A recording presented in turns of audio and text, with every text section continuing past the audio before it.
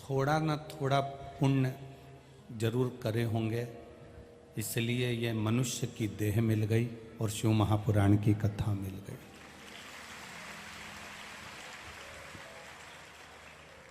कोई पुण्य करा होगा अपन ने अपने जीवन में, कोई सत्कर्म करा होगा, और थोड़ा ना थोड़ा पुण्य जब हम अपने जीवन में करते हैं, थोड़ा ना थोड़ा सत्कर्म हम अपने जीवन में करते हैं, तो उसका सुख हमको मिलता जरूर है। ऐसा नहीं कि नहीं मिलेगा। जो हमने अपनी जिंदगी में पुण्य करा है, जो हमने अपने जीवन में सत्कर्म करा है, उसके पुण्य का फल हमें मिलेगा जरूर। आप जो पूर्व में कर कर आए हो, तो अकोला में आए हो, शेगांव पास में गजानन महाराज की शरणागति में रह रहे हो और उनका आशीर्वाद पाकर अपनी जिंदगी जी रहे हो।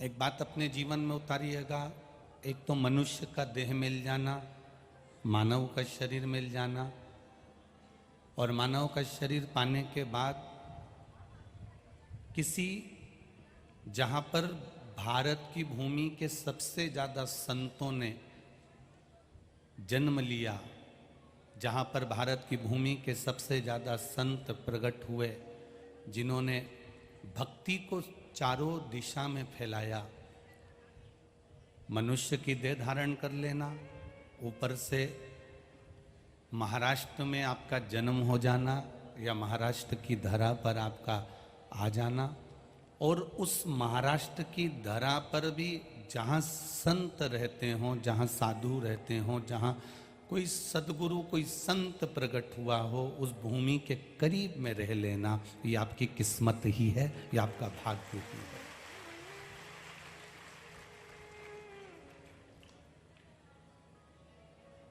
जब किसी अच्छी जगह पर जाओ ना, तो बड़े खुश होकर जाना कि हम अच्छी जगह पर जा रहे हैं, हमारा भाग्य प्रकट हुआ है, हमारा भाग्य प्रबल हुआ, इसलिए हम अच्छी जगह पर पहुंचे हैं। जब हम किसी श्रेष्ठ जगह पर जाएं, तो हमारे भाग्य की हमको सराहना होना चाहिए। अपने भाग्य को आप सराहिएगा कि हम कुछ अच्छी जगह पर पहुंचे हैं। श्री स्वामी समर्थ शिव महापुराण की कथा कहती है, श्री स्वामी समर्थ जी ने 8 वर्ष की आयु तक, 8 वर्ष की अवस्था तक कोई दूसरे शब्द का नाद नहीं किया था, केवल क्योंकि श्री स्वामी समर्थ शिव जी के ही एक अंश माने गए हैं, दत्त के ही एक अंश माने गए हैं, इसलिए उन्होंने 8 वर्ष तक, जन्म के 8 वर्ष तक केवल एक अक्षर बोला था, और वो ओम था। ओम के सिवाय उन्होंने 8 साल तक कुछ बोला ही नहीं, कुछ नहीं बोले, केवल एक अक्षर का नाद किया है, केवल एक अक्षर का उच्चारण किया, केवल एक अक्षर को उन्होंने पूछा, ओम अक्षर, ओम शब्द का नाद किया। ओम शब्द के सिवा उन्होंने कोई नाद नहीं किया।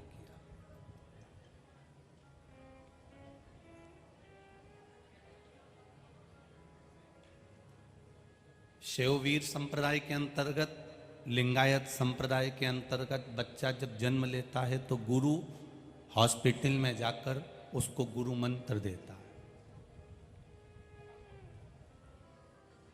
आज फैशन के युग में लोग बदलते चले गए। पहले माँ अपने बच्चे को जब दूध पिलाती है, प्रथम दूध माँ अपने बच्चे को जब पिलाती थी, तो पहले बच्चे को गोदी में लेकर उसके कानों में ओम कहती थी, तब माँ दूध पिलाना प्रारंभ करती थी।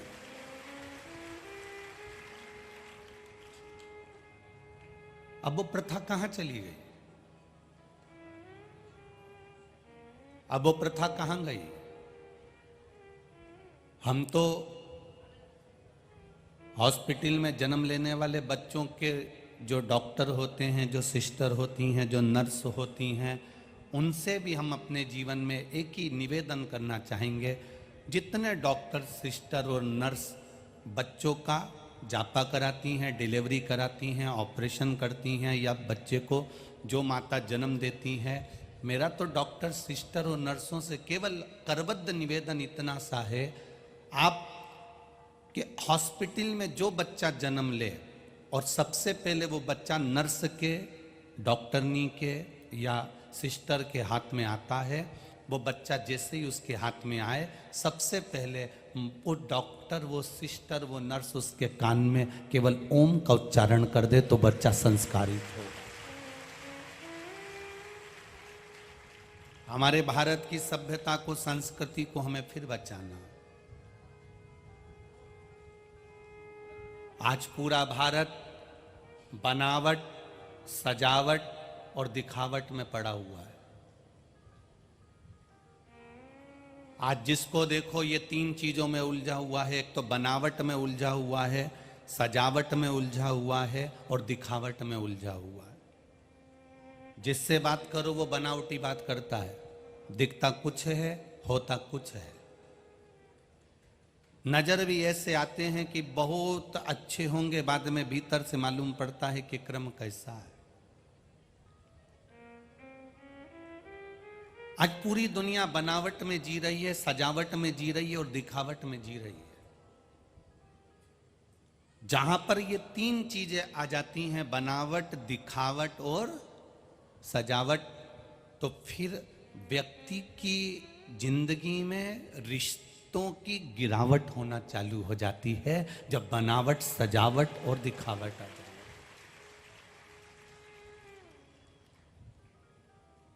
हम जैसे हैं वैसे क्यों नहीं रहते?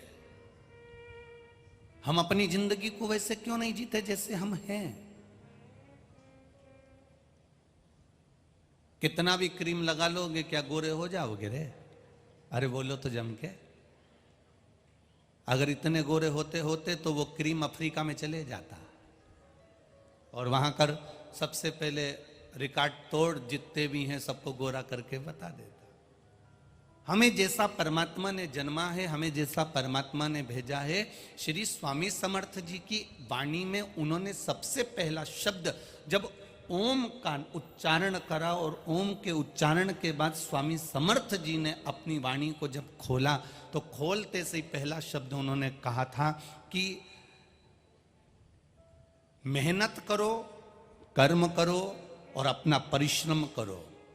इस माथे पर से पसीना जितना टपकता है, व्यक्ति उतना उन्नति की सीढ़ी पर बढ़ता चले जाता है। ये श्री स्वामी समर्थ के शब्द है।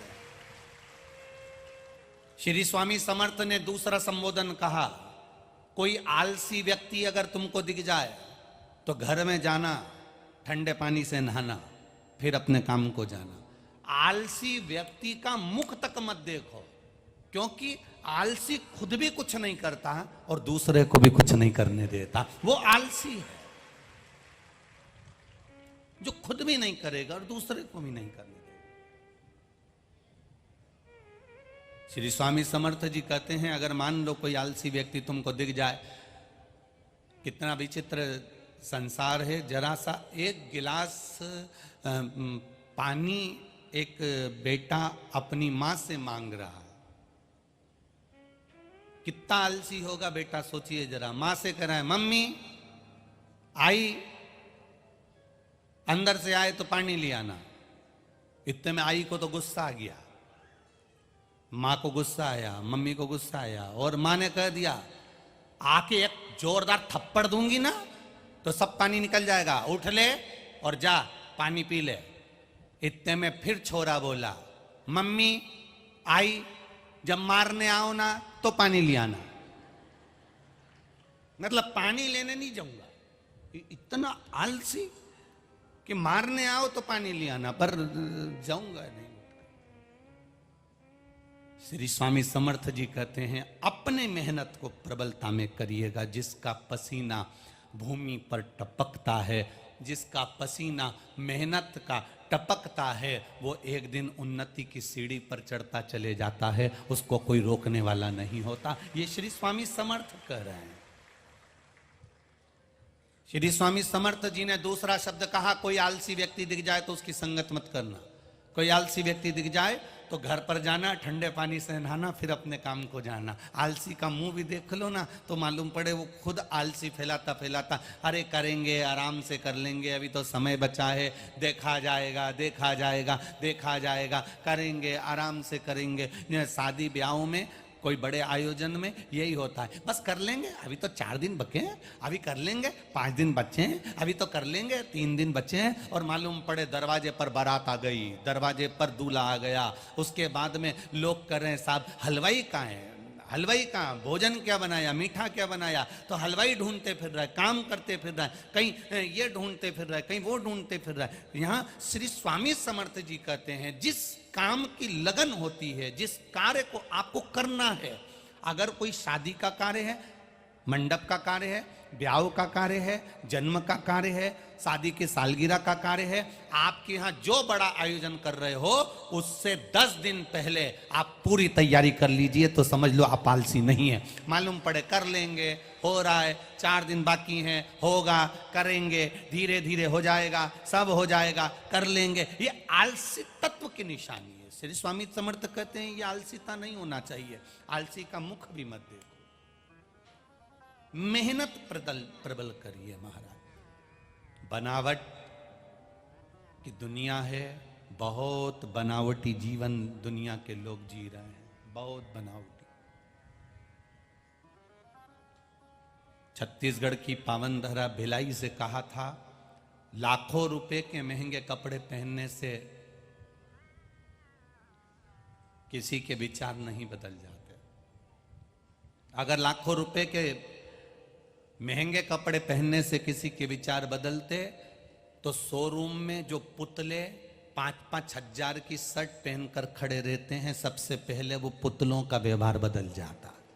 अगर कोई कपड़ों से पहचाना जाए कि अच्छे कपड़े पहन लेंगे तो अच्छे विचार हो जाएंगे। यहाँ तो रामचरितमानस में कह दिया, ऊंच निवास नीच करतूती देख न सकही पराई भभूति। यहाँ तो रामचरितमानस कहती है, कई कई ऊंचे अवधे पर भी बैठ जाते हैं, बहुत ऊंचे पद पर भी बैठ जाते हैं, बहुत प्रतिष्ठावान भी हो जाते हैं, महंगे कपड़े भी पहन लेते हैं, महंगी गाड़ी में भी घूम लेते हैं, और मालूम पड़े अंदर से विचार शुद्ध ना हो पाए तो वो जीवन किस काम का है? उस जीवन की सलाखा किस काम?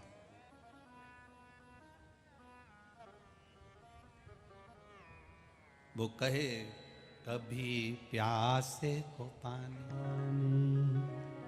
लाया नहीं, पाद अमृत बहाने, बाद में अमृत पिला भी दो तो उसका क्या लाभ है महाराज? क्या काम का वो वैभव? माता पिता जिंदा हैं, माता पिता जिंदा है। अब ये देखिए बनावटी जीवन कैसा होता है। जैसे 4 लोग मिलने के लिए आए और हमने बनावटी जीवन जीना चालू कर दिया। हमारी मम्मी बहुत अच्छी हैं, बहुत जोरदार हैं, हमारे पिताजी जोरदार हैं, हम तो इनकी इतनी सेवा करते हैं, इनकी तबीयत खराब हो गई तुरंत हॉस्पिटल लेकर चले गए। हमने बनावटी जीवन जिया। और जब बनावटी जीवन में हम कुछ बनावट कर कर दिखाते हैं तो वो कार्य हमारा बिगड़ जाता है। बनावट से दूर रहना, बहुत बनावटी जीवन है महाराज। पहले लोग कचौड़ी समोसा खा लेते हैं, फल छोड़ देते हैं। तुम्हारे यहां जितने मेहमान आए उन मेहमान को देखना, उनके सामने फल काट के रख दो, सेव फल, उनके सामने पपीता काट के रख दो, उनके सामने तरबूजा काट के रख दो, उनके सामने खरबूजा काट के रख दो, उनके सामने केला काट कर रख दो, उनके सामने तुम अंगूर रख दो, और उनके सामने कचौड़ी, समोसा, पिज्जा, बर्गर, चाउमीन, पानी पतासा, ये सब चीज रख दो। तो मेहमान सबसे पहले फल नहीं खाएगा, खाएगा क्या? अरे बोलो, जम के बोलो, नहीं खाएगा। कचौड़ी, समोसा, बर्गर, पिज्जा सब खा लेगा। पहले वो फल को त्याग देता है, कचौड़ी समोसा खा लेता है, कचौड़ी समोसा पिज्जा बर्गर आदि का आदि खाया और मालूम पड़े हॉस्पिटल में जाके जमा हो गया, हॉस्पिटल में भर्ती हो गया। अब हॉस्पिटल में भर्ती हुआ, उसको जितने लोग देखने के लिए आए वो साथ में फल की टोकरी लाए। अब फल की टोकरी लाए तो वो हॉस्पिटल में जो मेहमान देखने आए थे वो फल लाए थे और घर के लोग उसी फल को छील छील के उसको हॉस्पिटल में खिला रहे थे। और जो फल की टोकरी लेकर आए थे वो बाहर हॉस्पिटल के बैठकर कचौड़ी समोसा खा रहे थे। अब तुम देखिए, जरा विचार करिएगा, उसने फल छोड़ा, कचौड़ी समोसा बर्गर पिज्जा खाया, हॉस्पिटल में गया, हॉस्पिटल में भर्ती हुआ, रिश्तेदार आए तो फल की, जम के बोलो जरा, टोकनी लाए, उसके रिश्तेदार फल लाए तो उन्होंने छील छील के उसको फल खिलाया। जो रिश्तेदार फल लाए थे वही हॉस्पिटल के बाहर बैठे बैठे इंतजार करते थक गए तो कचौड़ी और समोसा खा गए। अब वो हॉस्पिटल में जमा होंगे और ये फल किए तो क्यों हम बनावटी जीवन को जिए? एक काम क्यों नहीं करते, जिस भोजन को कर कर हमारे बुद्धि निर्मल हो जाए, जिस भोजन को कर कर हमारा भाव निर्मल हो जाए, जिस भोजन को कर कर हमारी बुद्धि शुद्ध हो जाए, उस भोजन को क्यों नहीं करते? हमारे यहाँ शिव महापुराण की कथा कहती है, कभी मौका मिल जाए किसी संत के दरवाजे पर पहुंचो, शेगांव में पहुंचो, स्वामी समर्थ जी के यहाँ अक्कलकोट में पहुंचो, पैठन में एकनाथ जी के यहाँ पहुंचो, कभी पंढरपुर पहुंचो, कभी किसी संत के दरवाजे पर पहुंचो, रामकृष्ण परमहंस जी के यहाँ, मीराबाई के यहाँ, कर्माबाई के यहाँ, ध्रुव प्रहलाद के यहाँ, जगन्नाथपुरी में पहुंचो, द्वारकापुरी में पहुंचो, बद्रीनाथ जी में पहुंचो, रामेश्वरम में पहुंचो, सीहोर के कुबेरेश्वर धाम पहुंचो, चाहे उज्जैन के महाकाल पहुंचो, चाहे काशी के विश्वनाथ पहुंचो, तुम जहां जहां पर जाओगे, जिस तीर्थ में जाओगे, जिस संतों की धरा पर जाओगे, मेरा एक निवेदन स्वीकार कर कर जाना। जब तुम तीर्थ जाओ, गुरु के दरवाजे जाओ, संत के दरवाजे जाओ, तो होटल का भोजन मत कर कर उस गुरु के दरवाजे में भले जरा सी खिचड़ी मिल जाए उसको खा लेना, वो ना जाने कितने रोगों को समाप्त कर देती। जगन्नाथपुरी में जाओ तो होटल का भोजन ना कर कर जगदीश का प्रसाद लेकर खा लेना, ना जाने कितने रोगों को ठीक कर देगा। द्वारकापुरी में जाओ तो द्वारकाधीश के दरवाजे का भोजन ग्रहण कर लेना, ना जाने कितने रोगों को ठीक कर देगा। हमारे विचार, हमारी बुद्धि, हमारी शुद्धता लेकर आती है। जैसा खाया अन्न, जम के बोलो, वैसा हो गया मन। जैसा पिया पानी और जैसा पिया दूध, वैसा बन गया बुद्ध। दूध से हमारी बुद्धि बनती है। गाय का दूध पीते थे तो गाय जैसे एकदम चटपट होते थे। गाय का बछड़ा कैसा होता है? गाय का बछड़ा, गाय ने जन्म दिया और बछड़ा उठ के खड़ा हो जाता है। गाय का बछड़ा बहुत देर तक जमीन पे नहीं पड़ा रहता, जन्म लेते से ही गाय का बछड़ा उठकर खड़ा हो जाता है। और भैंस का,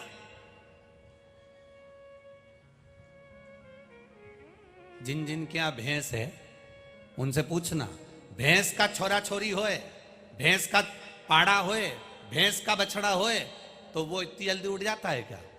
उसको उठने में पूरा दिन लग जाता है, तब जाकर भैंस का बच्चा उठ पाता है। शिव पुराण कहती है, जिसने गर्भ अवस्था में बच्चा है और गाय का दूध थोड़ा सा भी शंकर भगवान को समर्पित कर कर पिया है, उसका बच्चा तुरंत चलने के लिए जागरूक हो जाता है। और जिसने गर्भ अवस्था में बच्चा है और भैंस का खूब दूध पिया तो उसकी औलाद उठती नहीं, पक्की आलसी।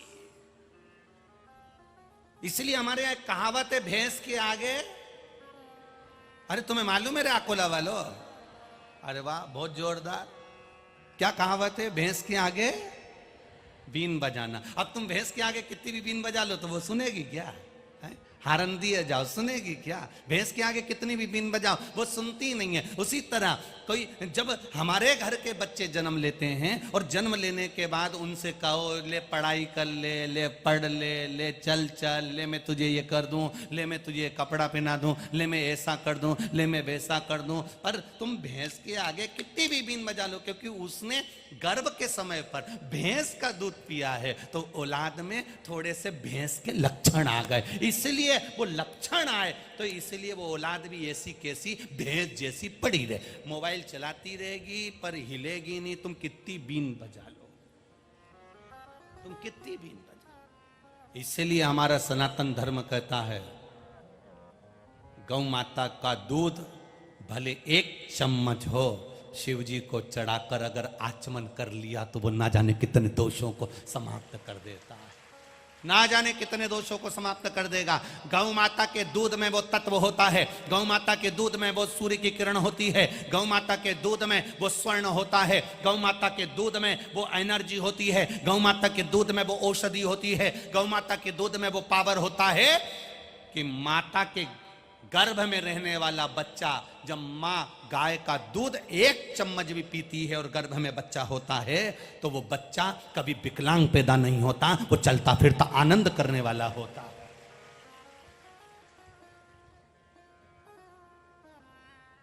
आज कितना हॉस्पिटल में बच्चे जन्म ले रहे हैं, जन्म लिए बच्चे को हार्ट में छेद हो जाता है। पहले कभी सुना तुम लोगों ने ऐसे बीमारियां? अरे बोलो जम के।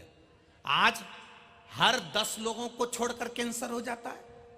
पहले तो कैंसर किसी एक को होता था, 2-4 गांव में तो लोगों को टेंशन होता था कैंसर जैसी बीमारी हो गई, कैंसर जैसा रोग हो गया। आज हर 8 घर छोड़कर, 4 घर छोड़कर, 6 घर छोड़कर, 8 रिश्तेदार छोड़कर किसी ना किसी को कैंसर की बीमारी हो रही है। छोटे छोटे से बच्चों को शुगर हो रही है, छोटे छोटे से बच्चे को बीपी हो रहा है। क्यों हो रहा है?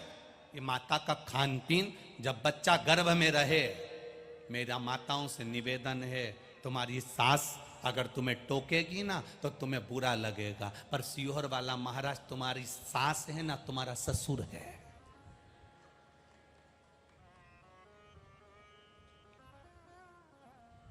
हम तो कह सकते हैं जब बच्चा गर्भ में रहे पिज्जा खाने मत जाना, जब बच्चा गर्भ में रहे चाउमीन खाने मत जाना, जब बच्चा गर्भ में रहे सैंडविच खाने मत जाना, जब बच्चा गर्भ में रहे होटल में खाने मत जाना, जब बच्चा गर्भ में रहे तो एक बार शेगांव में जाकर गजानन भगवान का प्रसाद खाकर आना।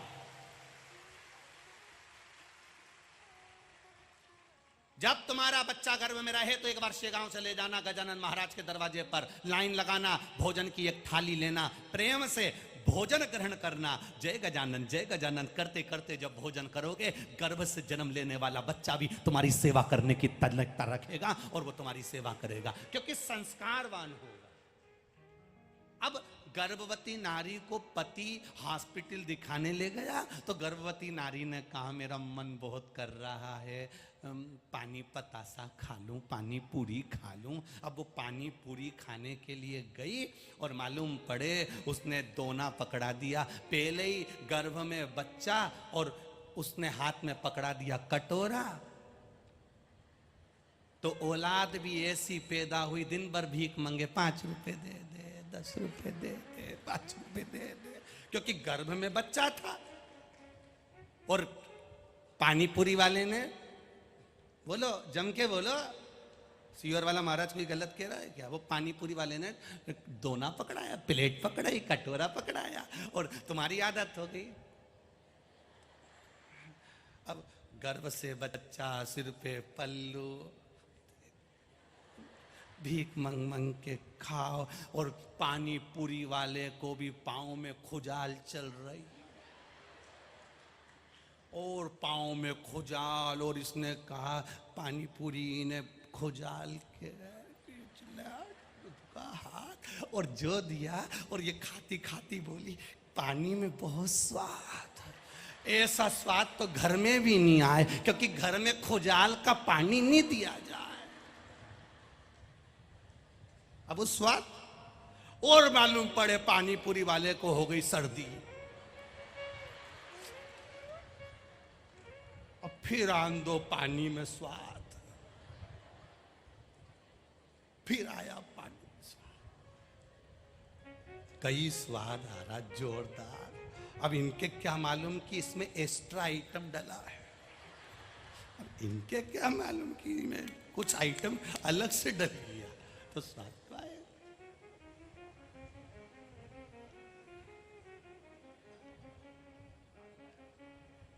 वैसे हमारे अकोला के लोग ऐसे नहीं है,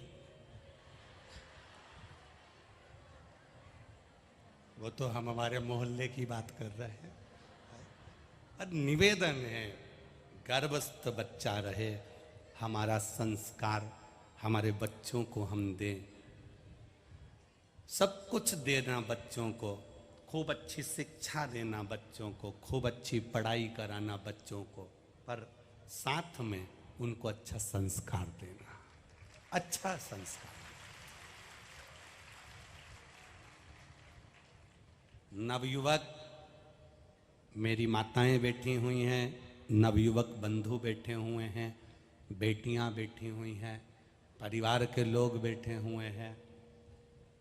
आप एक नियम बनाना, पति कहे कि चल मैं तुझे गर्भस्थ के समय पर चाउमीन खिला लाऊं, पिज़्ज़ा खिला लाऊं, तुम दिल से कहना आज मेरा मन कर रहा है, चलें अक्कलकोट, चलें सेगांव, चलें राजराजेश्वर का दर्शन करने, वहाँ पर जो भोजन मिलेगा, वहाँ जो प्रसाद मिलेगा, वो मेरे बच्चे की जिंदगी सवार है।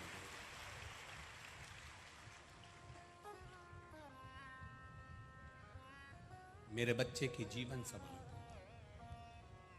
एक जिंदगी को संवारने का क्रम होना चाहिए। ये कहीं से मिलेगा नहीं, आपको संस्कार आपको खुद देना पड़ेगा। बनावट की जिंदगी से दूर हो जाओ। बनावट, सजावट और जम के बोलो जरा, दिखावट, ये जिंदगी से दूर हो गए तो फिर जीवन एक आनंद की ओर चलेगा। दूसरा समय आ गया लोगों का सजावट का, सजा रहे, सजा रहे। अब सजाने को तो लोग मुर्दे को भी सजाते हैं। बोलो सजाते कि नहीं सजाते? उसको भी नहला देते हैं, कपड़े पहना देते हैं, माला पहना देते हैं, चंदन लगा देते हैं, सजावट की जिंदगी जी रहा। आदमी कितना दुखी है ये कोई नहीं समझ सकता।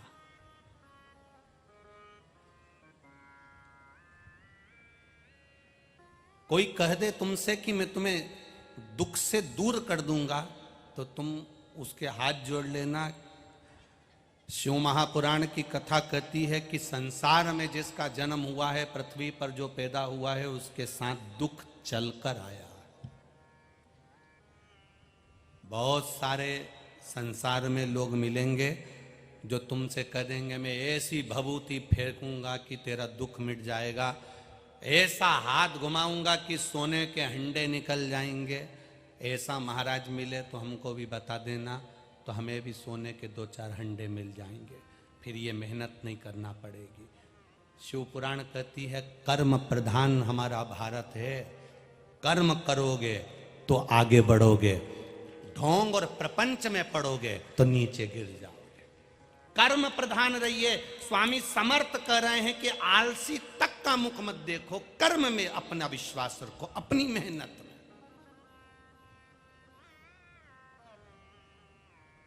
तुम अगर मेहनत नहीं करते तो तुम कथा के पंडाल तक भी नहीं पहुंचते। 3 किलोमीटर 2 किलोमीटर दूर गाड़ी को रोका जाता है। बोलो सही है? अब तुम कर्म नहीं करते, तुम कहती मैं तो जाऊं नहीं, मैं तो यहीं बैठी रहूंगी, बस नहीं हिलना मुझे, तो कर्म कराना तुमने।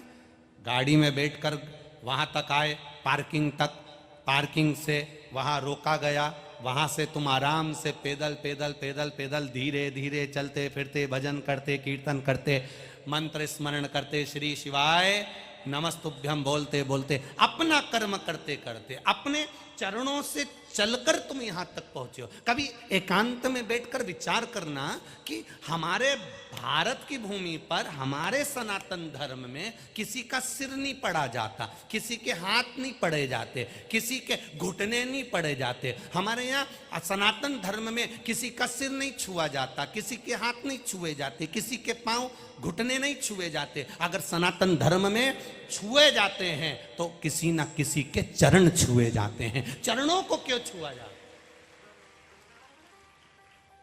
सनातन धर्म में सिर को प्रणाम नहीं करते, सनातन धर्म में कंधों को प्रणाम नहीं करते, सनातन धर्म में हाथों को प्रणाम नहीं करते, सनातन धर्म में घुटनों को प्रणाम नहीं करते, सनातन धर्म में जंघा को प्रणाम नहीं करते, सनातन धर्म में पीठ को प्रणाम नहीं करते। सनातन धर्म में अगर प्रणाम करते हैं तो केवल चरण को प्रणाम करते हैं, अगर नमन करते हैं तो चरणों को नमन करते हैं, हाथ को नहीं, सिर को नहीं, आंख को नहीं, कान को नहीं, मुख को नहीं।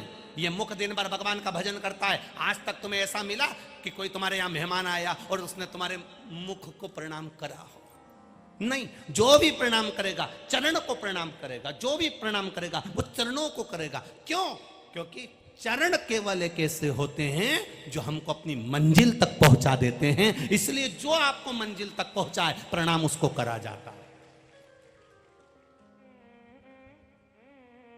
जो आपको मंजिल तक लेकर जाए उसको नमन किया जाता है, जो आपको मंजिल तक पहुंचाए प्रणाम उसको किया जाता है, जो आपको मंजिल तक ले जाकर पहुंचा दे प्रणाम उसको किया जाता है। हाथों को प्रणाम नहीं करते, आंखों को प्रणाम नहीं करते, श्रवण शक्ति को प्रणाम नहीं करते, मुख की वाणी को प्रणाम नहीं करते, सिर को प्रणाम नहीं करते, कंधों को प्रणाम नहीं करते, पीठ को, वक्षस्थल को प्रणाम नहीं करते, कमर को, नाभि को प्रणाम नहीं करते, जंघा को, घुटने को प्रणाम नहीं करते। प्रणाम केवल उन चरणों को करा जाता है जो चलकर मंजिल तक लेकर जाते हैं। उनको छुआ जाता है कि आपके चरण ने इतनी ऊंची मंजिल छू ली, ऐसा आशीर्वाद देना कि हम भी उस मंजिल तक पहुंच सकें। इसलिए चरणों को प्रणाम कर उस मंजिल तक पहुंचे हम।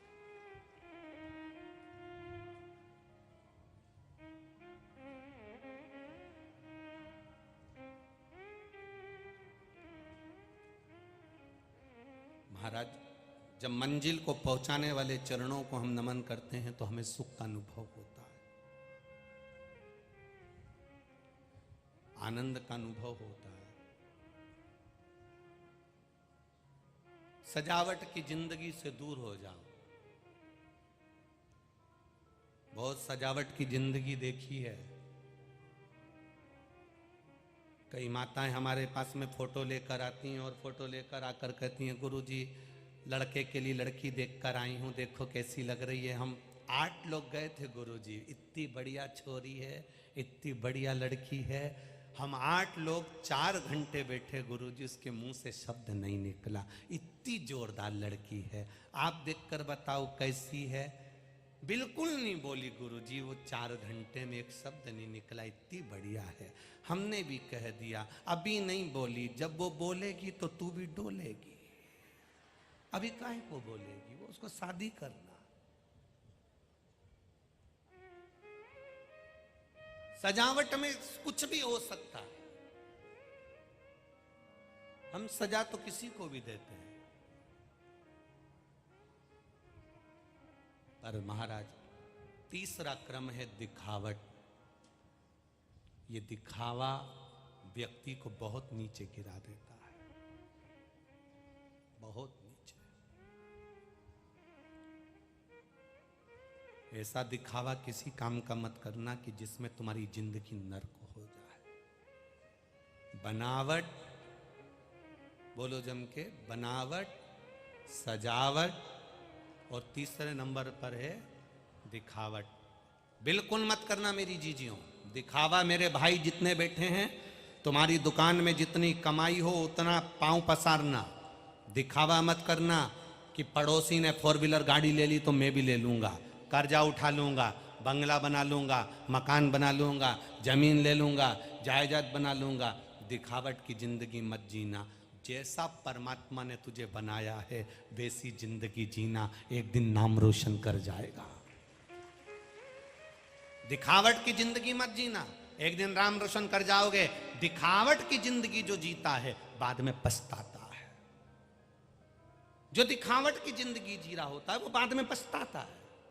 देखकर दूसरे को देखा गाड़ी ले ली, दूसरे को देखा ये ले लिया, टीवी पर सीरियल में, नाटक में, फिल्म में लड़का लड़की को, हीरो हीरोइन को देखा तो उनके जैसे कपड़े ले लिए, उनके जैसा मोबाइल ले लिया, उनके जैसा लैपटॉप ले लिया, उनके जैसा हैंडसेट ले लिया, उनके जैसा हार ले लिया, उनके जैसे कुंडल ले लिए। निवेदन है, हीरो हीरोइन को देखकर आप कपड़े ले लेते हो, हीरो हीरोइन को देखकर नाटक वालों को देखकर, सीरियल वालों को देखकर तुम अपना पहनावा बना लेते हो, तो भारत में श्री स्वामी समर्थ जैसे, श्री गजानंद महाराज जैसे, प्रहलाद और ध्रुव जैसे भी भक्त हुए हैं, उनको देखकर अपनी जिंदगी क्यों नहीं जी लेते? उनको देखकर भी तो भगवत भजन कर सकते हो, उनको देखकर भी तो नाम स्मरण कर सकते हो, उनको देखकर भी तो मंत्र जाप कर सकते हो। बनावट, सजावट और दिखावट से जिस दिन हम प्रेरित हो गए, जिस दिन हम छूट गए,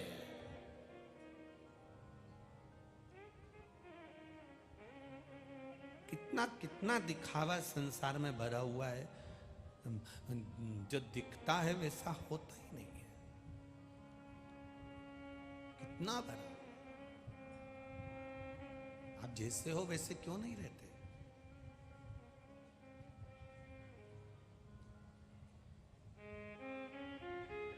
परम पूज्य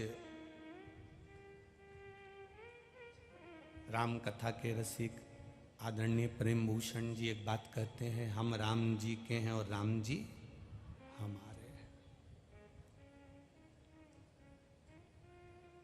हम जैसे हैं वैसे हम परमात्मा के रहें,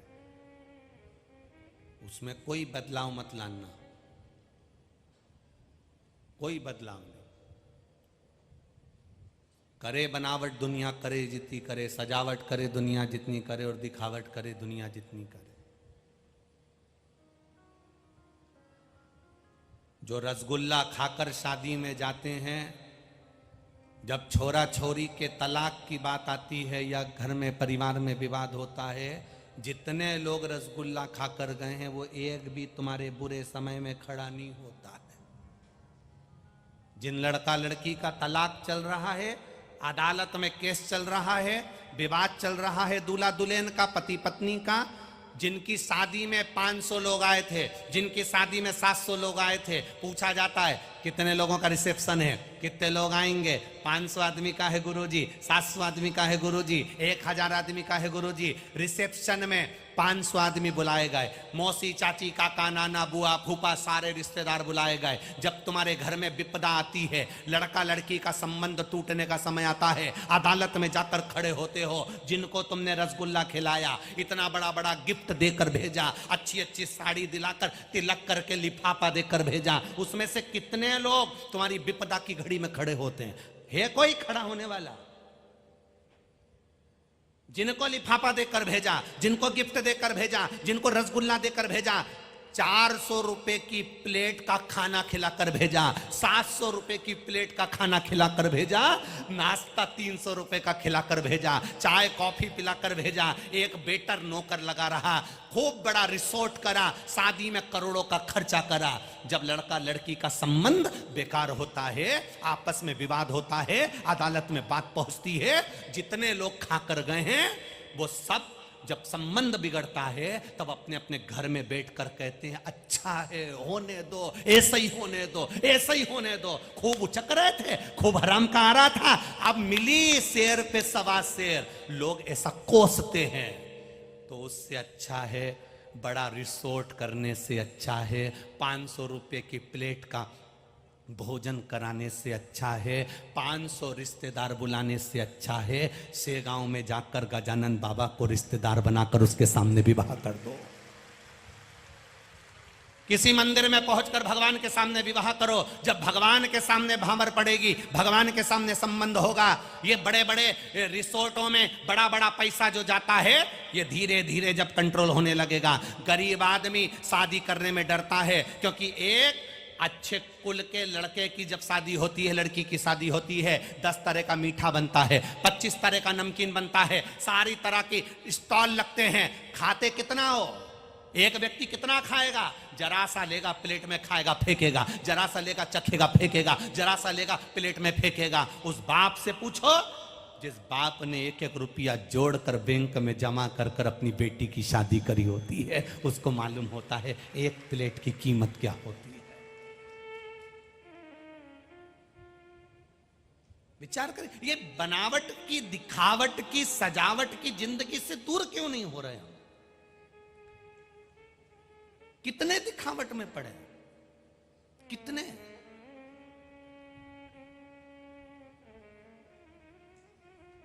आज हमको बहुत अच्छा लगा, यहाँ सवेरे 8 बजे से 11 बजे तक जो कथा चल रही है, हमको सीखने को मिला है इस कथा से। क्या सीखने को मिला है? हम जो चीज़ सीखते हैं सबके सामने बता देते हैं। हमें ये सीखने को मिला कि दुनिया के लोग कहते हैं कि सियोर वाला महाराज आज पैसा लेता है, तो उनके लिए एक सबसे सुंदर बात हो गई, तुम्हारा जो पैसा लगता है इन टेंटों में लगता है, इन लाइटों में लगता है, इन सारी चीज़ों में लगता है। अब आपसे हमने ये सीख लिया, जब सवेरे 8 बजे से 11 बजे तक कथा हो सकती है, तो शाम को 5-6 बजे जब सूरज ढलने लगे तब भी तो कथा हो सकती है, तो टेंट की जरूरत ही नहीं पड़ेगी।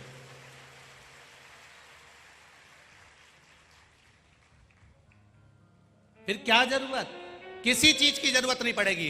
आसमान खुला, मंच खुला, और उस मंच पर व्यासपीठ पर केवल शिव के ऊपर एक छोटी सी छाया, बाकी के जहां बैठो तहां बैठकर कथा का आनंद लो, अपना सुख ग्रहण करो और अपने जीवन को आनंद पाओ। सीखने को मिला, ये सीख है हमारे लिए कि सब कुछ हो सकता है।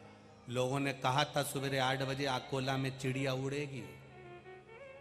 आकोला से 10 किलोमीटर दूर कथा, आकोला वाले ही नहीं उठते 7-8 बजे तक, तो दुकान खुलती 9-10 बजे आकोला वालों की, तो कौन आएगा कथा में?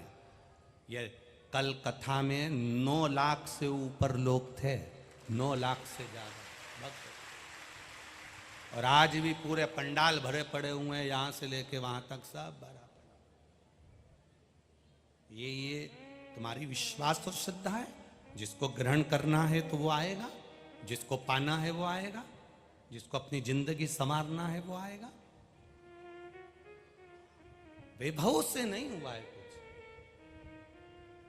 करोड़ों लगा दिया, करोड़।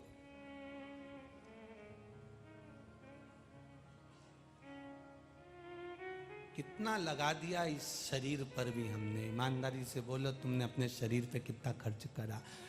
300 रुपये का इतना बड़ा ट्यूब आता है, ना जाने कौन सा, ऐसा नीचे से दमोचो क्रीम निकल के फिर ऐसे ऐसे लगा लेते थे। 300 रुपये का इतना बड़ा साबुन लेके आते हैं 60-70-100 रुपये का, वो 15-8 दिन भी नहीं चलता, खत्म।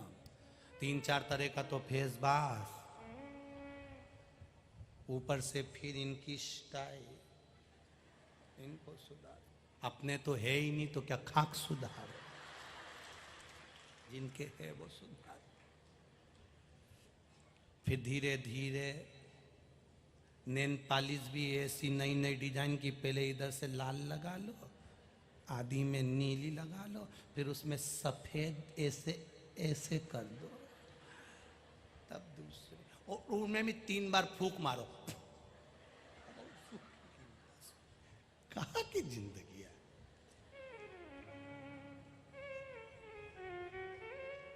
हम तो कई लोगों से कहते हैं, जितना समय तुम दर्पण के सामने निकालते हो ना, उसमें से आधा समय भी भोलेनाथ जी के पास निकाल लो, जिंदगी संवर जाए। संवर गई जिंदगी। जितना दर्पण के सामने खड़े हो, जितनी देर तुम दर्पण के सामने अपना जीवन निकालते हो, दर्पण के सामने आप 5 मिनट खड़े हो, श्रृंगार कर रहे हो, 5 मिनट में से 2.5 मिनट आप भोलेनाथ को दे दो, बस बहुत उतना। और ये श्रृंगार और श्रृंगार में अंतर देख लेना। क्रीम की चमक 6 महीने, 8 महीने, 4 महीने, 2 दिन, 15 दिन रहती है। अच्छे कर्म की चमक मरते दम तक रहती है, मरते दम, वो चमक खत्म नहीं होती।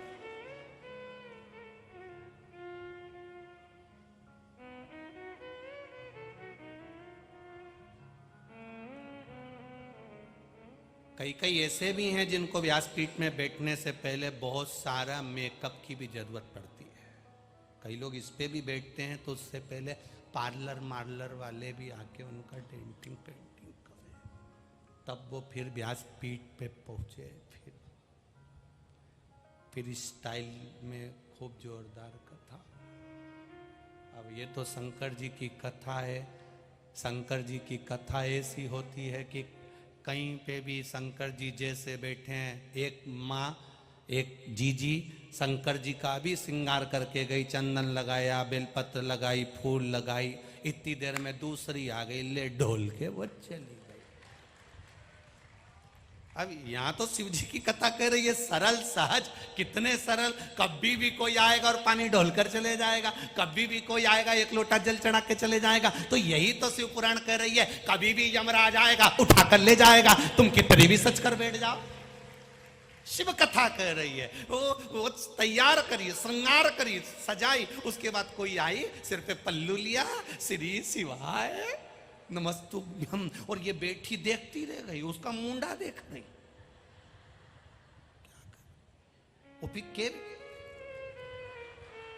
अब भी तैयार करा भगवान का, अब भी श्रृंगार करा, तो वो जो खड़ी थी वो भी कमनी थी, रुपट्टा बांध के आई थी।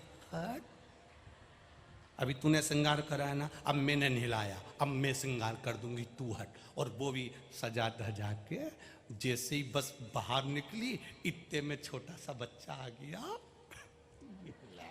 फिर उंडेल लिया। समय नहीं शिव के जल का, भजन का कोई समय नहीं होता, भगवान को रिझाने का कोई समय नहीं होता, शंकर भगवान के मंदिर जाने का कोई समय नहीं होता, शिव को रिझाने का कोई समय नहीं होता। उसी तरह मौत का भी कोई समय नहीं होता, कभी भी आ जाती है, किसी भी पल, किसी भी घड़ी, किसी भी क्षण आ जाती। आप दिखावट की जिंदगी से दूर क्यों नहीं होते?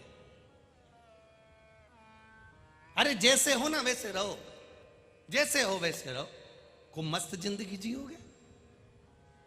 जो दिखावट की जिंदगी में जीता है वो आधा घंटा भी सुकून की जिंदगी नहीं जी पाता। शादी में तुम देखना कितना सज धज के लोग आते हैं, शादी के अंदर कितना सज धज के आते हैं, साड़ी में पिन भी लगाएंगे, जोड़ा भी लगाएंगे, लाइन भी खींचेंगे, डब्बा भी भरेंगे, कलर भी लगाएंगे, सब कुछ लगाएंगे। और शादी में गए और मालूम पड़े ये आकोला जैसी गर्मी पड़ जाए तो सारा दिल के अरमान आंसुओं में बह गए, सब करे रहेगा।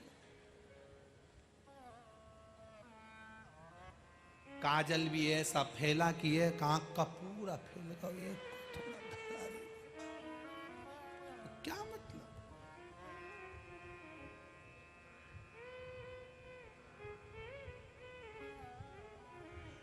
क्या विचार कर? इसीलिए शिव पुराण बड़े भाव को व्यक्त करते हुए कहते हैं,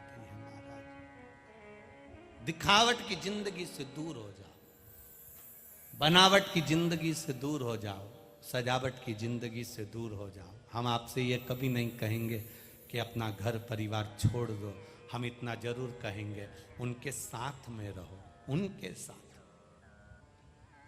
पहाड़ पर बैठकर कोई भी तप कर सकता है, पहाड़ पर बैठकर कोई भी संत बन सकता है, गंगा यमुना सरयू कावेरी मंदाकिनी के तट पर बैठकर कोई भी तप कर सकता है। दुनिया का सबसे बड़ा तप होता है गृहस्थाश्रम में, घर में 4 लोगों के बीच में रहकर अगर तुम्हारा धैर्य पक्का है, तुम्हारे मुख पर गाली नहीं आ रही, अपशब्द नहीं आ रहे, क्रोध नहीं आ रहा, तो समझ लो कि तुम्हारे बराबर दुनिया में कोई तपस्वी नहीं है, कोई योगी, कोई साधक नहीं। पर्वत पे बैठकर तो कोई भी तप कर सकता है, पहाड़ पे बैठकर तो कोई भी भजन कर सकता है।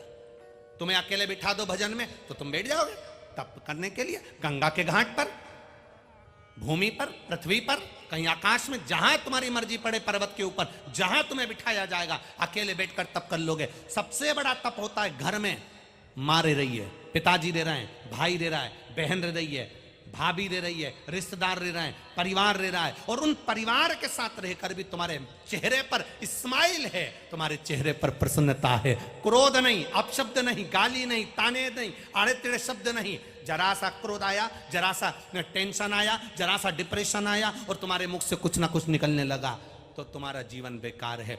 सबसे बड़ा तप, सबसे बड़ी साधना, सबसे बड़ा आश्रम गृहस्थाश्रम होता है। घर में रहकर अगर आप हमेशा स्माइल देते रहते हो तो समझ लो कि आपको ढूंढने परमात्मा को नहीं जाना, परमात्मा आपको ढूंढने के लिए आएगा। आप घर में रहकर इतने प्रसन्न क्यों नहीं रह पाते, इतने खुश क्यों नहीं रह पाते? आपकी प्रसन्नता कहां जा रही है? आपकी स्माइल कहां जा रही है? हम बस बनावट में, सजावट में और दिखावट के चक्कर में इतने डूब गए कि हमारे चेहरे की स्माइल चली गई।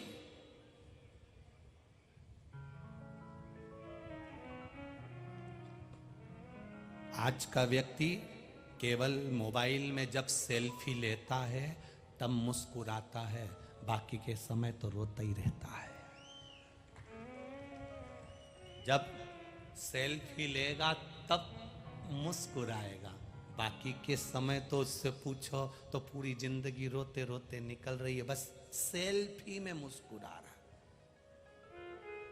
जो सेल्फी में मुस्कुराना जानता है ना, वो सही ढंग में भी मुस्कुरा सकता है। अगर अपनी जिंदगी को सही जीना सीख ले तो मुस्कुरा सकता। जो जिंदगी भर रोता है, शिव महापुराण की कथा कहती है, भगवान शंकर पार्वती जी से कह रहे हैं, सुनो पार्वती, जो हमेशा रोना रोता रहता है, मेरी दुकान नहीं चल रही, मेरा घर में ये हो गया, परिवार में ये हो गया, बेटे को ये हो गया, बेटी को ये हो गया, जो जिंदगी भर रोता रहता है, भगवान शंकर पार्वती जी से कहते हैं, दिन भर में सरस्वती एक बार मुख से निकलती है। जो दिन भर रोता है, किसी ना किसी चीज के लिए रोता ही रहता है, वो पूरी जिंदगी रोते रोते ही निकालता है। जो दुख आने पर भी कह दे कि परमात्मा है, भोलेनाथ जी बैठे हैं, मुझे टेंशन नहीं है, तो वो अपनी जिंदगी को खुश होकर जी लेता है। फिर उसको दुख नहीं झेलता, फिर उसको दुख नहीं। कितना एक भील की कथा आती है शिव पुराण के अंतर्गत। एक भक्त भील था जिसका नाम था चंड, चंड भील।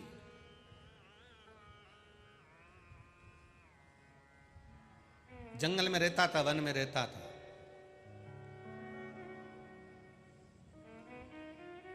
जंगल में रहता, वन में रहता, और वन में रहते रहते रहते रहते एक बार निकल के जा रहा था तो उसको टूटा हुआ खंडेरा शिवालय दिखा। शिवालय मतलब शंकर का मंदिर, टूटा हुआ। जब टूटा हुआ खंडेरा दिखा, शिवालय दिखा, तो वो शिवालय में गया। उसने देखा यहां शंकर जी हैं, शंकर भगवान का शिवलिंग रखा हुआ है।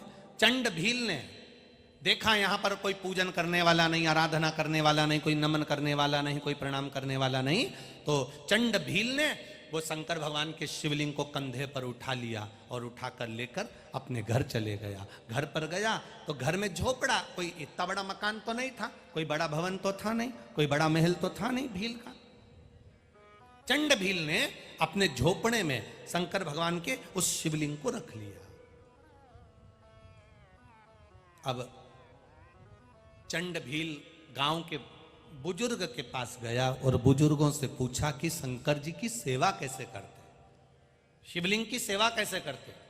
तो चंड भील को कहा गया कि शंकर जी को चाहिए क्या, पानी चढ़ा दो, चिता भस्म चढ़ा दो और बेलपत्र पुष्प चढ़ा दो। कि चिता भस्म क्या होती है? चिता भस्म मतलब जब मुर्दा जल जाता है उसकी जो भस्म होती है वो चिता भस्म कहलाती है।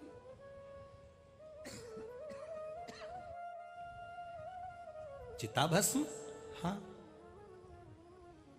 चंड भील ने नियम ले लिया, मेरे गांव के बुजुर्ग ने जो बताया है, जल चढ़ाऊंगा, फूल चढ़ाऊंगा, बेलपत्र चढ़ाऊंगा, चिता भस्म चढ़ाऊंगा। चंड भील गया, शमशान में पहुंचा, चिता भस्म भर के पोटली ले आया, घर में रख ली, शंकर जी की पूजन करने लगा। उसको नहीं आता था, किसी ने बताया, वैसा कर दिया।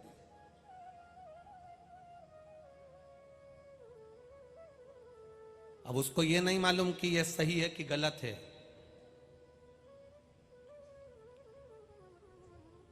एक होते हैं वेद, एक ब्राह्मण बड़े विद्वान, बहुत प्रबल विद्वान, वो मंदिर में पूजन कर रहे हैं और शंकर भगवान के लिए वेद ध्वनि कर रहे हैं, मंत्रों का उच्चारण कर रहे हैं, खूब भगवान को रिझा रहे हैं। एक छोटा सा बच्चा जल चढ़ाने जाता था, छोटा सा लोटा लेकर।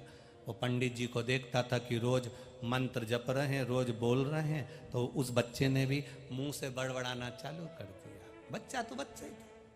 अब पंडित जी मंत्र बोल रहे थे, ये चालू हो गया है, A for apple, B for ball, C for cat, D for dog.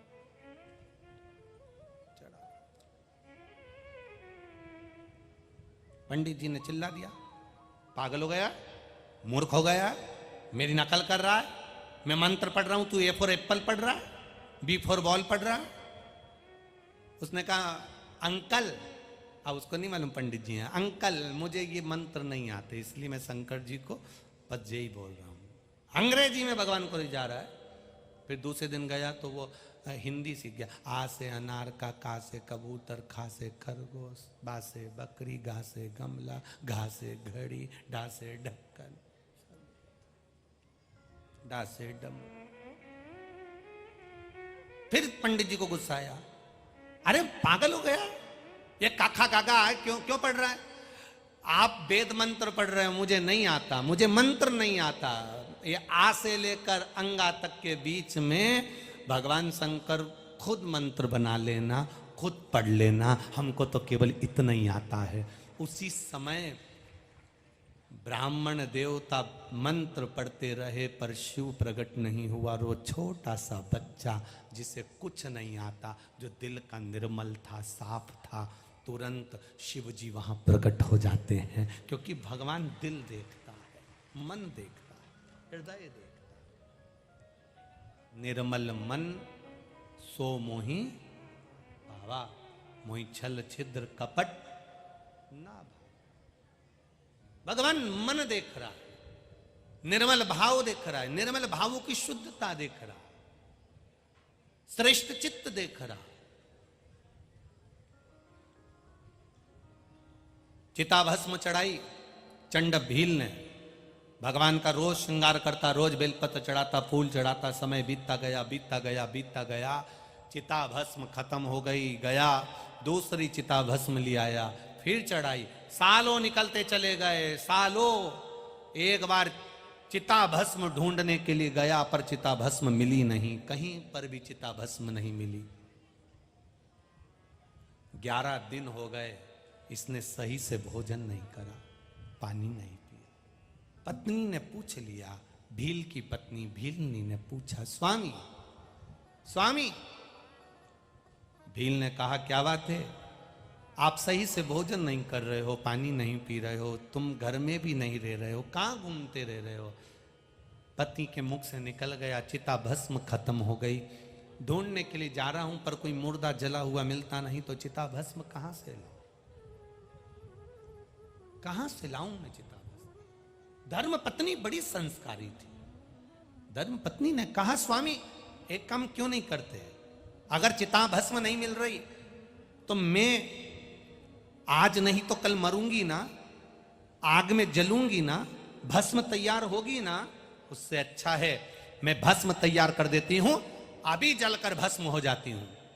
पति ने कहा, मूर्ख हो जैसी बात मत करो, पागल हो गई हो जो ऐसी बात करती हो, पागल हो गई हो जो ऐसी बात कर रही हो कि तुम जलकर चिता भस्म दे दोगी? ना ना ना ना, ऐसा नहीं करिएगा स्वामी, आपके चरणों की दासी हूं, ये जीवन मिला है, शंकर जी को समर्पित हो जाए, इससे ज्यादा कुछ नहीं चाहिए। आप मेरा निवेदन स्वीकार करिए, शंकर भगवान के शिवलिंग को झोपड़े में से ले जाकर पीपल के वृक्ष के नीचे रख दो, पीपल के पत्ते के ऊपर पीपल के वृक्ष के नीचे शिवलिंग रख दो, मैं इस झोपड़े में आग लगाऊंगी, जल जाऊंगी। इतना बड़ा झोपड़ा जब जलेगा तो भस्म ही भस्म इकट्ठी हो जाएगी, ये भस्म सालों तक चलेगी। पत्नी ने पति से कहा, पति ने भील ने चंड भील ने अपनी पत्नी को समझाया, ऐसा मत कर, मान जा, मैं भस्म और ढूंढने जाता हूं। और पति चिता भस्म ढूंढने के लिए जो गया, धर्म पत्नी ने झोपड़े में आग लगा ली और अपने शरीर को जला दिया।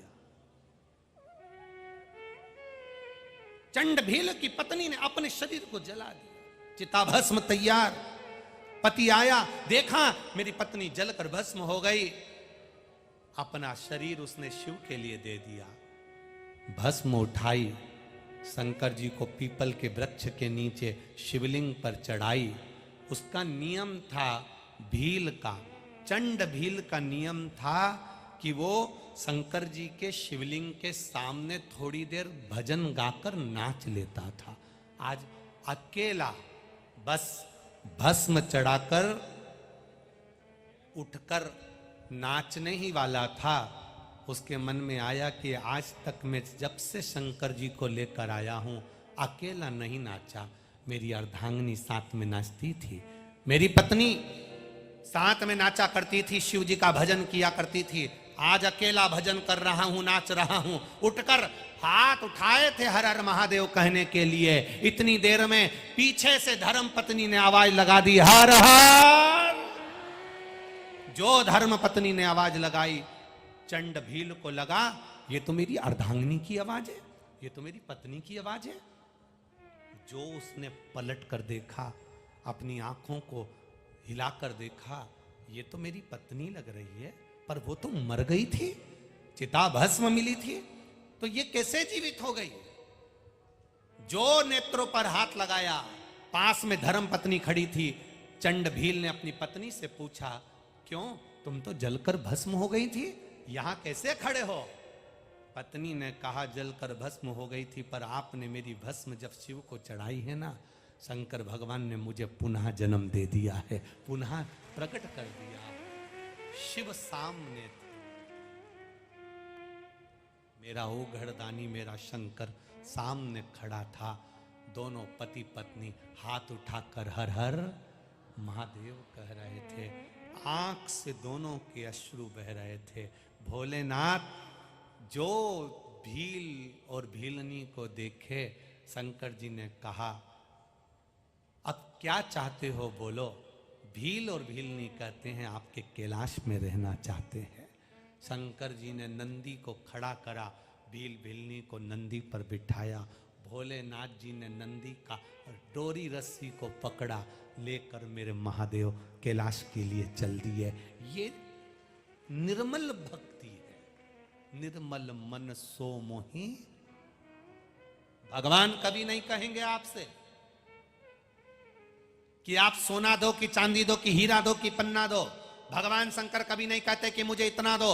भगवान शंकर कभी नहीं कहते कि मुझे 2 किलो दूध चढ़ाओ। भगवान शंकर कभी नहीं कहते कि मुझे 5 किलो घी चढ़ाओ। भगवान शंकर कभी नहीं कहते कि मुझे इतना सारा चंदन लगाओ। शंकर भगवान कहते हैं, निर्मल मन से मेरे पास आना। तेरे पास कुछ भी नहीं है, मेरी बेलपत्री जो चढ़ी है उसे उठाकर धोकर वापिस चढ़ा देना। मेरे पास कुछ भी नहीं है, तेरे पास कुछ भी नहीं है। अगर शिवलिंग पर बेलपत्र भी नहीं है तो शिवलिंग का मात्र 3 उंगली से स्पर्श कर लेना, और हाथ में चंदन भी नहीं है तो उंगली फेर कर चंदन का भान कर लेना। मैं उस चंदन को स्वीकार कर लेता हूं, मैं उस बेलपत्र को स्वीकार कर लेता हूं। कुछ भी नहीं, मेरे मंदिर के सामने से जाना, मुस्कुरा कर चले जाना, मैं तुझे प्रसन्न कर देता हूं। शिवलिंग का, शिवालय का शिखर का दर्शन हो जाए, बस उसका दर्शन कर लेना, मैं उन्नति की सीढ़ी पर शिखर जैसा बढ़ा देता हूं। तू क्यों चिंता करता है? चिंतन कर मेरा, मैं तेरे साथ हर पल चलता हूं, हर पल।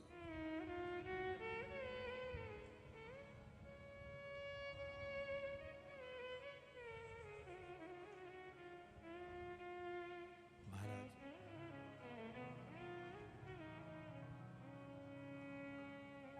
होके नंदी पे सवार,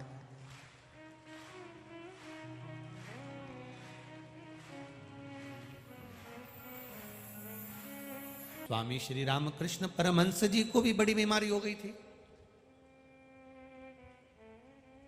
कर्मों के हिसाब से तो रोग, कर्मों के हिसाब से दुख, कर्मों के हिसाब से तकलीफ तो व्यक्ति को आती है।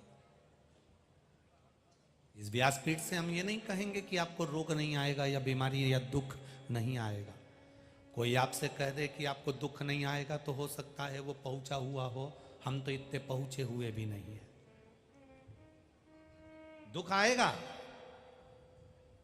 तकलीफ आएगी, कष्ट आएगा। तकलीफें हमारे जन्म से हमारे साथ चलती है, आएगा। पर आपका भरोसा अगर दृढ़ है, आपका विश्वास अगर पक्का है, और आप बाबा पर अगर भरोसा करते हो और एक लोटा जल चढ़ाकर आचमन कर रहे हो, तो वो दुख, ऐसा नहीं कि दुख नहीं आता, दुख आता है, पर भगवान के भजन करते करते, जल चढ़ाते चढ़ाते दुख आकर तब चला जाता है मालूम ही नहीं पड़ पाता है। हमारे दुख की घड़ी निकल जाती है। आपका भरोसा दृढ़, मेरे बाबा दया करना, मैं तेरे भरोसे हो जिनको आता है वो थोड़ा आवाज को तेज कर कर मन से पुकारते हुए कहें, मेरे बाबा दया करना,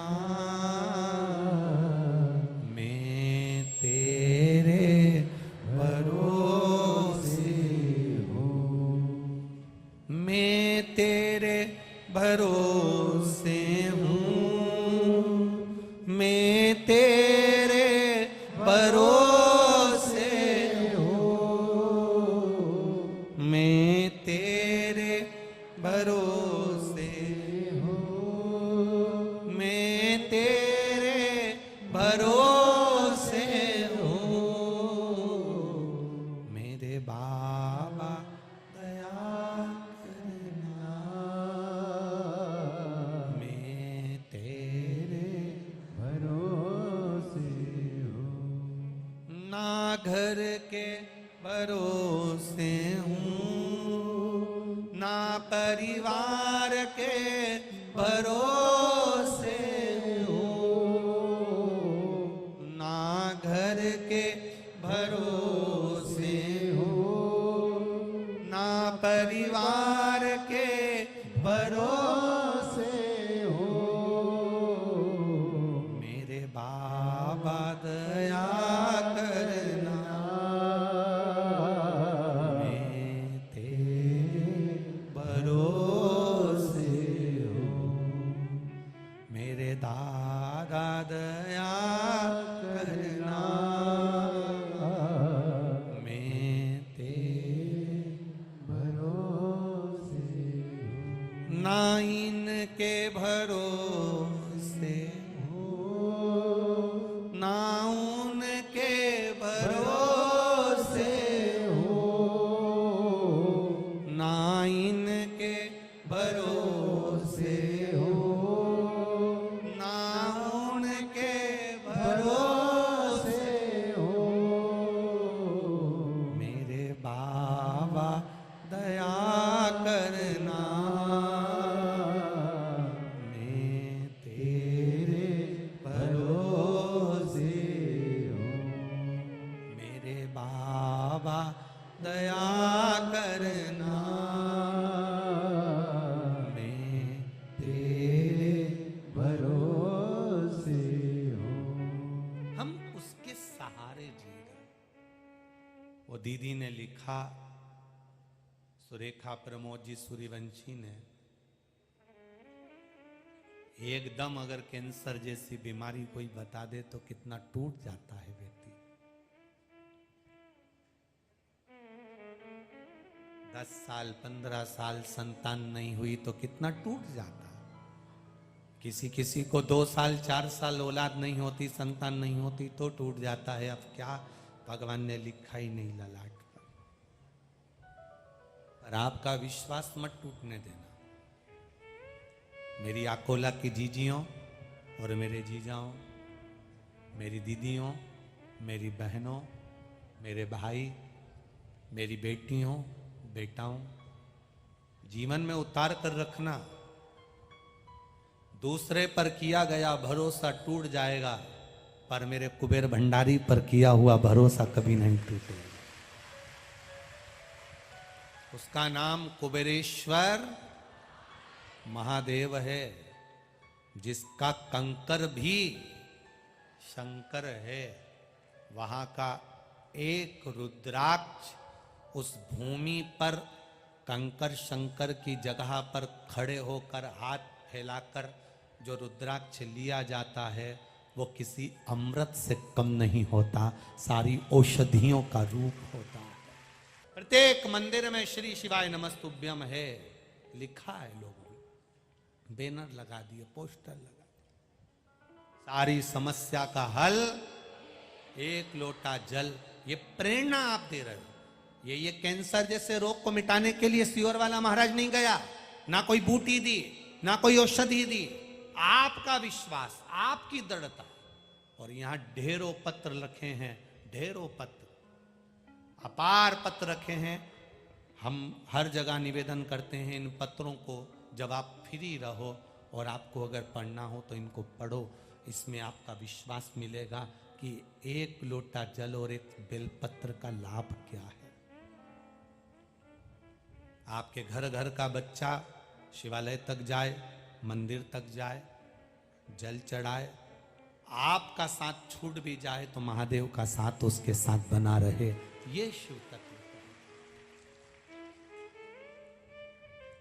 हमारे पास देने के लिए आपको बहुत सारी बूटियां नहीं है, कोई बहुत सारा सामान हमारे पास में नहीं कि हम तुमको कुछ दे दे। हाँ, कुबेरेश्वर धाम का एक रुद्राक्ष जरूर है, वो आपको जीवन में जब दुख की घड़ी सामने आए तो वो रुद्राक्ष शंकर का एक स्वरूप बनकर आपके साथ कदम से कदम मिलाकर चल सकता है। जो शिव ने दिया, कोई उसको कोई दूसरा लेकर नहीं आया है, शंकर का है, शंकर ने अपने अश्रु से दिया है। एक एक शिव महापुराण की कथा जो आप श्रवण करते हो, टीवी के माध्यम से दिल से सुनते हो, वो दिल से देता है।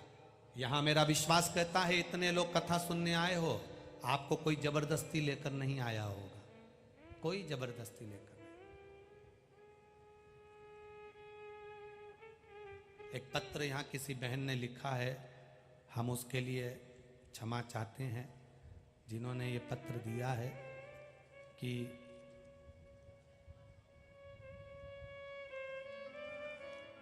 यहाँ कुछ लोग हम बैठ जाते हैं तो उठा देते हैं और कहते हैं तुम्हें बुलाया थोड़ी ना था, तुम्हारे यहाँ चावल देने थोड़ी ना आए थे जो तुम यहाँ कथा सुनने आ गए। मैं क्षमा चाहता हूँ जीजियों।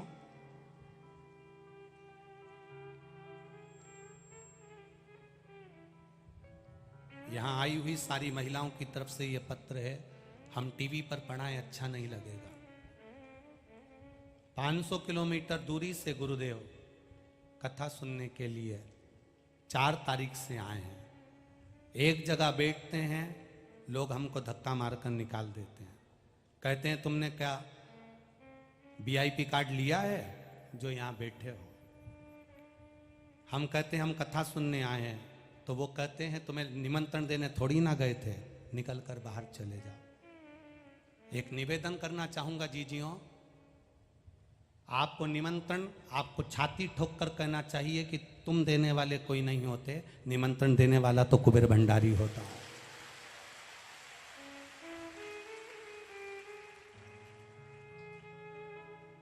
वो देता है। और मेरे आकोला नगर की बहनों ने जो करा है उसके लिए मुझे गौरवान्वितता महसूस हो रही है। आकोला नगर के खेड़े के गांव के लोग कथा सुनने आ रहे हैं तो साथ में भोजन का टिफिन बांध कर लाते हैं और जहां बैठते हैं वहां 4 लोगों को भोजन कराकर चले जाते हैं। खेड़े की माताओं को दंडवत प्रणाम करता हूं, आपके विश्वास को नमन करता हूं। मेरी जीजियों, मेरी बेटियों, धन्य हैं आप। एक बार मुख से कहा था कि 2 पानी की बोतल लेकर चलो, आप 3-3 पानी की बोतल 3 किलोमीटर दूर तक पैदल पार्किंग से लेकर यहाँ तक आते हो कि जिसके पास बैठेंगे उसको 2 घुट पानी पिला देंगे। मेरा दंडवत प्रणाम है मेरी जीजियों, आपको नमन करता हूँ, आपको आपके विश्वास को नमन करता हूँ, आपको बहुत बहुत साधुवाद देता हूँ। कल हमारे कार्यकर्ता बता रहे थे, गुरुजी कोई माँ घर से चने बनाकर ले आई, जितने लोग पास में बैठे थे सबको मुट्ठा भर भर कर देती गई। बच्चे ऐसे खुश हुए, उनके चेहरे पर रौनक बनी हुई थी। गुरुदेव, ये दिल का भाव है। कोई पानी की बोतल बांट रहा है, कोई शरबत बांट रहा है, कोई भंडारे चला रहा है, कोई भोजन करा रहा है, कोई दिल से आप लोगों को टेंट की छांव कर दिया, कोई अपनी दुकान में जगह दे दिया, कोई टैंकर के नीचे जगह दे दिया। पुलिस के कर्मी जिनका पुलिस का टेंट लगा है, उन्होंने अपने टेंट में लोगों को बिठा दिया। कहीं किसी ना किसी रूप में लोग आपको ऐसा सहयोग कर रहे हैं, आपको दंडवत ऐसा प्रणाम, साधुवाद। आकोला नगर की मैं आदरणीय दुबे परिवार को, आदरणीय चौरसिया परिवार को धन्यवाद देना चाहूंगा कि ऐसे भक्तों का दर्शन आपने हमको कराया। साधुवादता है, आपको नमनता है, दंडवाद। भाव से सुनो कथा। बहुत दूर दूर से आए हो साहब, 400, 300, 500 किलोमीटर दूर से आए हो। आकोला के नगर के शहर के सेठों ने अपना खजाना खोला, पानी की बोतल ले लेकर आकर खोखे में भर भर कर बांट रहे हैं। धन्य आपकी साधुता।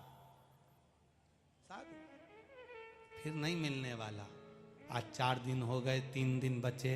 3 दिन के बाद कौन इस जमीन पर आकर बैठने वाला है? कौन बैठेगा? कौन कहेगा आपसे कि जेब में टॉफी भर कर ले चलो?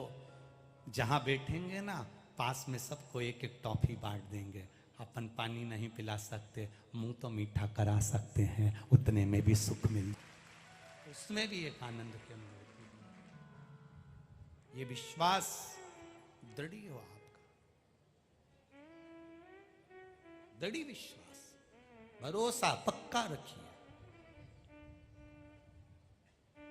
और जितना विश्वास दृढ़ होगा, जितना भरोसा दृढ़ होगा, उतना परमात्मा को पाओगे आप। कोई आपको कह दे यहां बैठ जाओ, वहां बैठ जाओ, उठ जाओ, उठ जाओ, कोई दिक्कत नहीं है, कोई तकलीफ नहीं। कोई धक्का मार दिया, कोई बात नहीं। हमने उसके दरवाजे का धक्का खाया है, दुनिया के धक्के नहीं खान देगा वो। ये विश्वास मान कर जाइए। आप आओ, उसके भरोसे पर आना। शंकर के मंदिर में जाना तो उसके भरोसे पर जाना। सियोर वाले महाराज पर भरोसा मत करना, विश्वास मत करना, क्योंकि जैसे तुम हो वैसे हम हैं। आप भी मानव की देह है, ये भी मानव की देह है। मनुष्य का शरीर है, गलती हो सकती है। हम कोई भगवान नहीं है कि गलती ना होगी, पर उस पर भरोसा करना जिस पर हम करके बैठे हैं, उस पे दृढ़ होकर चलना जिस पर हम बैठे हैं। एक लोटा जल घर के एक एक बच्चे बच्चे को मंदिर तक जाना सिखा दो। कभी मौका मिल जाए, किसी मंदिर के द्वार पर श्री शिवाय नमस्तुभ्यम कहीं एक छोटा सा भाव अंकित करा दो। कोई को दुख आए, रो रहा है, उसके पास जाकर कह दो कि शंकर के मंदिर चले जाए, एक लोटा जल चढ़ा के, एक बेलपत्री। हॉस्पिटल में कुछ नहीं तो उसके पलंग पर हिला के रख दे, समझ लेना महादेव पलंग पर आकर बैठ गया है।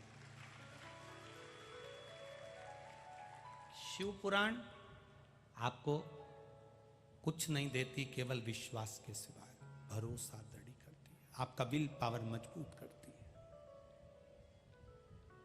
और क्या दे सकते हैं इसके सिवाय? क्या दें? तेरा तुझको अर्पण क्या लागे मेरा स्वामी, क्या लागे मेरा तेरा तुझको समर्पण, प्रभु का प्रभु को समर्पण। हमारा है क्या संसार में, जो लाए हो और परमात्मा का है। एक दिन सब छोड़कर चले जाना है, मृत्यु लोक खाली हो जाना है, सब पड़ा रह जाना। जिस मकान में तुम रहते हो, जिस जमीन पर तुम रहते हो, ये जमीन पहले किसी दूसरे की थी, पहले मकान दूसरे का था। तुम्हारे दादा परदादा मकान में रहते थे, वो चले गए, उनके बेटों को मिला, वो चले गए, उनके बेटों को मिला, वो चले गए। तो तुम कौन सा पट्टा लिखा कर लाए हो जो तुम्हारा रह जाएगा? वो भी चले जाओगे, मकान वहीं की वहीं रह जाएगा, जमीन वहीं की वहीं रह जाएगी। आए गए। किराए का मकान है, खाली करना है, नहीं करोगे नोटिस आ जाएगा, खाली करना पड़ेगा। ब्रह्म में जी रहे हैं हम। शिव महापुराण की कथा कर रही है, भगवान देवादिदेव महादेव का चरित्र कह रहा है। नम्रता से सुख की अनुभूति हो सकती है। कुआं, माता, पिता, गुरु, परमात्मा, इनके आगे जितने झुकोगे उतने प्राप्त कर लोगे। कुएं के सामने जाओ, बावड़ी के पास जाओ, कुएं के पास में जाओ और प्यास लग रही है आपको, पानी चाहिए पीने के लिए, और कुएं के पास खड़े हो अकड़ कर खड़े रहोगे पानी प्राप्त नहीं होगा, थोड़ा झुकना पड़ेगा, झुककर रस्सी डालना पड़ेगी, बाल्टी से पानी निकालोगे झुककर तो कुआं भी पानी दे देगा। माता पिता गुरु परमात्मा और कुएं के आगे जो झुकता है उसको कुछ ना कुछ मिलता है। बड़ों के आगे झुकोगे तो जरूर कुछ ना कुछ मिल जाएगा, खाली नहीं रहोगे, प्राप्त हो, आपकी प्राप्ति है।